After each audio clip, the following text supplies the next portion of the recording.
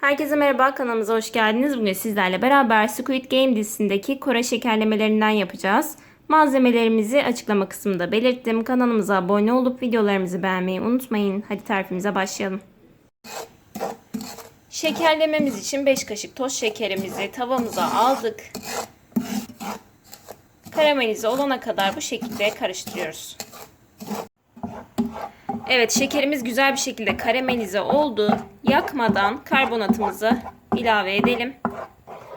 Bir silme çay kaşığı karbonatımızı ilave ediyoruz. Karıştırıyoruz.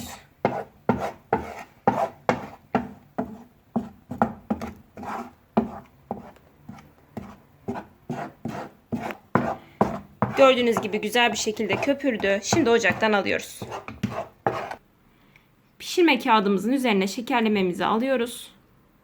Bu şekilde yuvarlak yuvarlak dökmeye özen gösteriyoruz tabii ki.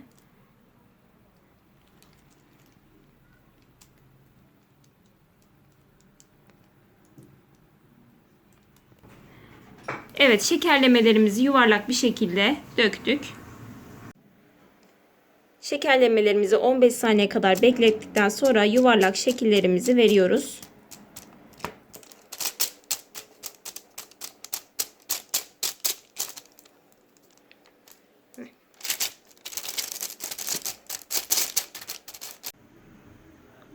Her bir şekerlememizin ortasına yuvarlak şeklimizle bastırdıktan sonra Kore şekerlemelerimiz hazır.